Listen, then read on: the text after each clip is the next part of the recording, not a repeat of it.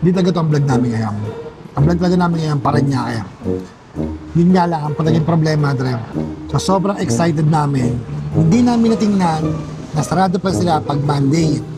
So, naghanap kami ngayon sa listahan namin, Dre, kung saan yung pwede at mas malapit. Kaya, ito yung naging choice namin. New day, new vlog. Dre, hindi tayo ngayon sa Westgate, Alabang dahil titikman natin, Dre, yung sa paborito kong pagkain na kebab. Gusto nyo malaman kung saan to? Tara, samahan nyo.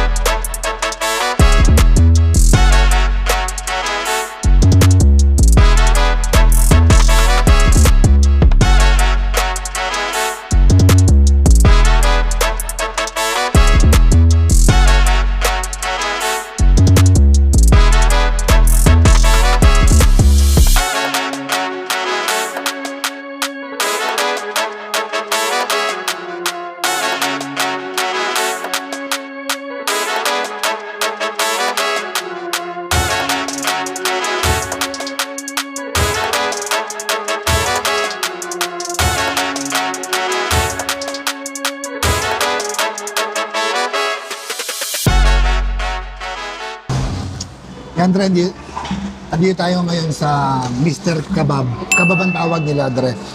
Dito sa may Westgate, Alabang. Balito nga pala, Dre, mga in-order namin. Dalawa lang kami kakain ni Mitch ito. Ito ulit natin titigman, Dre. Itong shawarma wrap nila. Nasa loob nga pala nito, Dre. Beef. Alam niyo yun, Dre, na hindi pa rin susubo, naglalaway na ako. May sauce nga pa sa dito din na garlic sauce. Saka konting hot sauce. Yaon. Atin, Dre. Ito yan. Yung sa loob. Punong-puno. Yan sa loob dyan. Cucumber, tomato, onion, saka beef. Bali beef nga lang pa yung available nila ngayon, Dre. Kaya beef yung in-order natin. Kaya pa tayo titikman, Dre.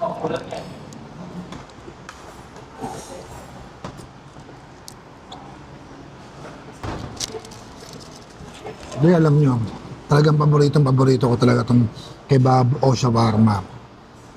Talagang, pero Dre, alam nyo yan, walang makaabot dun sa lasang gustong-gusto ko. Dahil totoo lang, Dre, tulad yan ang sabi ko sa inyo, Dre, natikman na rin kami nito sa Hong Kong, sa Japan, pero yung natikman namin talaga, Dre, totoo lang to, Dre, natikman namin sa Italing kebab, talagang walang makakatalo doon dahil iba talaga yung lasa niya. Pero para sa akin, Dre, mas okay sana kung ganito, narap, tapos ang ilalagay nyo, yung meat na kasama dun sa rice. Pag kinagat mo siya, yung sakto lang yung texture ng pagka-beef niya. Kasi para sa akin, Dre, overcook yung beef na nagamit nila dito. Ewan ko, Dre, kung gano'n talaga sila o overcook o hindi lang ako sanay. O dahil masanay nga ako dun sa kebab na parang nandun sa rice mill nila na parang solid ba. Yun, solid yung pagka-beef niya. Nakatuwa lang dito, Dre. Kasi pagdating sa mga sauce nila, kayo talaga yung mananawa. Kayo yung uuumay. Kung ganong kadami lalagay nyo, nasa inyo na yun. Kasi nga, ayan o, tulad na lagay ako ng lagay. Pero paborito ko talaga to. Ewan ko kung nakakailang beses na akong ulitin sinabi ko sa inyo, paborito ko talaga to. Dali, ang Mr. Kebab nga pala. Located to sa Westgate, Alabang. Tapat lang siya ng Jollibee at saka ng ginagawang bagong SB. Malapit lang siya sa Parmigiano at saka Army Navy. Parmigiano, Andre, dati nakakain na rin kami dito nung birthday ni Mitch. Pagdating sa garlic sauce nila, sarap. May halong yogurt pero masarap din. Promise.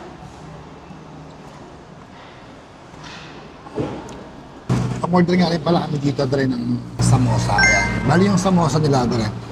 Ang in-order namin, mix, halo-halo siya. May vegetable, may curry. Pero kung gusto niyo naman ng curry lang, meron din naman sila. Eh gusto namin matikman yung mix para matikman namin lahat. Kaya ito, ano itong unang makukuha natin? Ito nga pala dyan. Popular sa lugar nila sa India. Spinach yung nakuha ko dyan.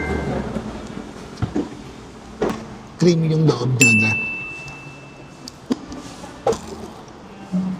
Ito nakuha ko dyan. Pero naman siya. Kasamang potato sa loob. Ito isa nila dyan. Meat na may green peas. Nagtatlo nga pala siya dyan. Una nakuha natin. Spinach na may parang cream sa loob. Tapos yung sumunod natin dre, yung curry na may potato. Tapos yung pangatlo, yung meat na may green peas. Yan. Appetizer nila to. Pero, para sa akin, lasang-lasa ko yung oil nila dre, na ginamit dito. Yung pagpa-fried ba ng pinaka-bread nila, lasang-lasa yung oil nila. Yung shawarma plate nila dre, merong cucumber, onion, tomato, tsaka beet. Tapos meron siyang kasamang pita bread. Pita bread o... Ha? Extra. Extra to, no? Extra pala to. Baka bukod pala bili dito ni Mitch. Ganyan, dre.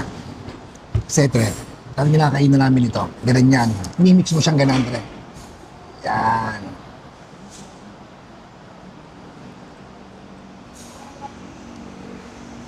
Gandaan dito, Dre. Andi itong garlic sauce nila. Kaya, kahit ano, ikaw, anong gusto mo, walang problema, ganun kadami. Pagkain to, Dre, kailangan mix nyo. Kasi pag isa-isa nyo yan, parang ano din, parang yung shawarma wrap nila, Dre. Ito nga lang, ang kain nito, gagamitan mo ng serving spoon. Parang kulang pa siya ng ano, garlic sauce. Talagyan ng konting hot sauce. Ayun na siya. Yan, ganun.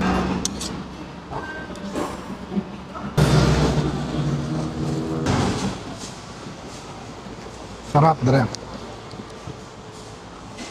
Diba? So, yung sabi ko dati, Dre, matatandaan nyo, na ito yung pinaka-paborito ko sa lahat. Kahit walang rice, Dre, dito ako okay na okay sa akin. No? Sarap. Bakit na ginagawa dito? Ginaganto yung kukuha nyo. Alam mo yung beef nila.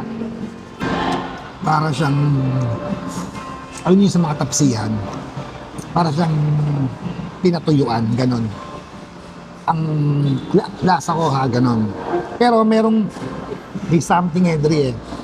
Parang ano Edri, may lasa ako na yung seasoning niya, Dre, talagang alam mo talagang Mediterranean ang lasa niya, Dre. Hanggang loob, Dre, lasang-lasa mo yung Mediterranean ang lasa niya. Ang oras nga pala nila dito, Dre, 11 to 10, Monday to Sunday. Yung Mr. Kebab nga pala dito, Dre, sa Alabang Westgate. Ewan ko sa iba, hindi ko alam. Pero yung ditong branch na, open siya. Ang lalaki ng mga bintana niya. Kaya kahit wala siyang aircon, maginhawa. Tsaka ang lalaki ng electric pan, ang dami ng electric pan ng gandun. Laki. Diba, diba? Ako ha. Hindi yung kebab kasi, alam ko, alam niyo isang malaking karne na gano'n. Diba, ginaganon yung para ba yung sa pang-slice. Eh, yung pang-slice na yun, Dre, siyempre, buo-buo yun naman ang laking tipak. Yung kasi yung hinahanap ko. Pero, Dre, sila dito, kung papansinin niyo yung mga slice ng karne nila, ang style ng mga meat nila, parang, Dre ha, parang isang buo na hiniwa mo, tapos saka mo lang sinutay. Para sa akin lang yun, Andrea. Opinion ko lang yun. Kasi sa nakikita ko sa hiwa ng karne, ganun. Kasi ang normal talaga ng kebab, Andrea, alam niyo yung malalaking ganun. Makikita mo yung white. Oo, makikita mo talaga yung pagkakahiwa. Pati iba yung pagkakakat nila, Andrea. Iba yung pagkakakat. Pagdating sa pita bread nila, Andrea, halos same lang sila ng chawanter. Pero, yung meat nila, Andrea, dito, at saka dun sa kebab, na abalot, na wrap, mas bet ko doon, Dre, totoo lang, siya wonder. Pagdating doon sa rice meal nila, Dre, na kebab, Dre, ang sarap. Doon talaga hindi aari ang siya Wonder. Yung mahabang karne, Dre, yung mahabang karne. Yung umorder nga rin pala kami dito ng hummus. Ayan siya. Tapos meron siyang 8 pieces na pita bread. Ito nga palang hummus. Alam niyo yung garbanzo beans na bilog na kulay parang off-white. Doon siya gawa. Ay siya.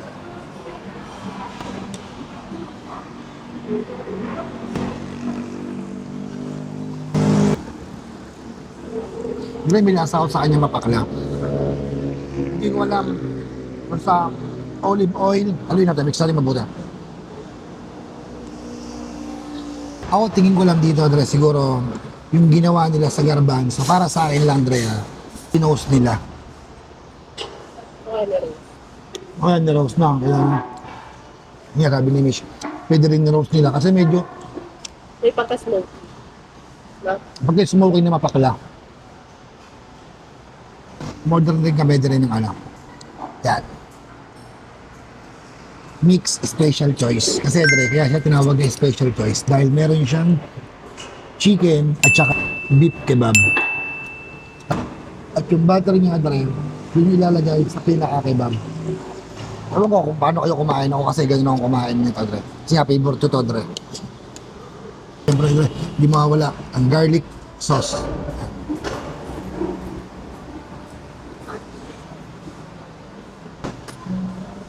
And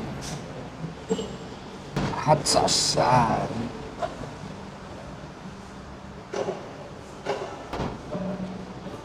Ito yung chicken nila. Ayan. Karet.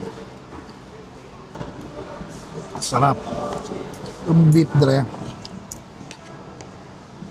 Yan yung beef.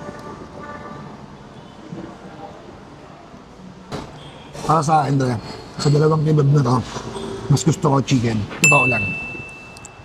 Pan ako ng beef, Dre. Pero sa lasa na itong dalawang to, mas gusto ko chicken. Kaya subukan natin, Dre, na may tomato at saka rice. Chicken tayo mag-umpisa, Dre. Ito naman sa beef, try natin, Dre. Dre, yung nga palang tomato nila dito, ano? Bali, roasted tomato to, Dre.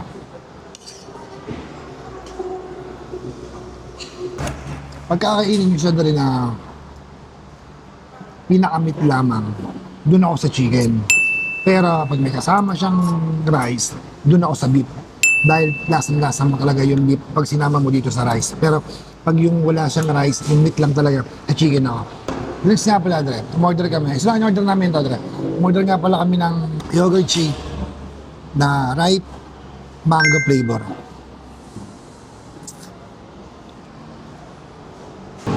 Dre, sa Indian, ang yogurt shake, ang tawag nila dito, lassi.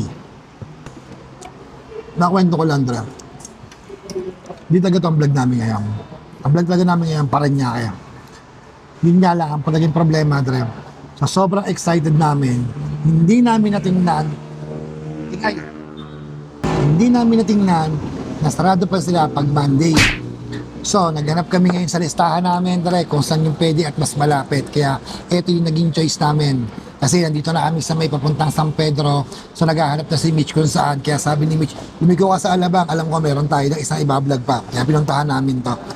Sa dami namin listahan, Dre. Siyempre, may pang-back up kami. Kung sakaling sarado yun, o emergency, may nangyari, o ano may pamalit kami. Kasi, Dre, sa listahan namin, napakahaba. Napakalami. Ang sinabi, Dre, na hindi masarap. Masarap naman. Ang problema, Dre, yung nangyaring cut sa beef, sa sobrang liliit, na-absorb niya, Dre, yung spices. Siyempre, Dre, pag ganun, pag sobra-sobra na spices, di ba, Dre, iba na nagiging lasa. Pero masarap naman, Dre. Okay naman. Yun nga lang, talagang hindi mo siya, tulad ng sabi ko kay Dre, talagang di hahangaan mo. Buti na lang, Dre, may ganun pa. Yogurt shake. Ito pala, pampatanggal din ng umay. Kamay lang, Dre. Kita tayo sa review. Okay? Kamay lang. Dre, katatapos natin kumain dito sa Mr. Kebab. Dre, ang napakadaming choices. Tapos yung samosa nila, Dre, masarap. At saka yung plate kebab, masarap, Dre. Lalo yung chicken nila, Dre, gustong gusto ko yon. Yun nga lang, Dre, pag sinabing authentic, may hinahanap ako, Dre, parang may kulang. O siguro dahil merong akong lasa na gustong matikman. Kasi pag sabing authentic, Dre, dapat yun yung malasahan mo, di ba? Yung authentic talaga. Pero sa nagre-review naman, Dre, sinabi naman nila na talagang masarap. Pero para sa akin, Dre, kung i-rate ko to, Dre, siguro 8.5 ako dito out of 10. O baka pwedeng bigyan ko na rin siguro ng 8, Dre. Ganon, 8 ako dito out of 10. Paano, Dre? Kita-kita yung susunod na kain, gala, at vlog ko. Okay, Dre? Be yourself, Dre. Sa amin sumakay, lasapin niyo ang talento na aming tinataglay. Sa amin sumabay, sa amin sumakay, lasapin nyo ang talento na aming tinataglay.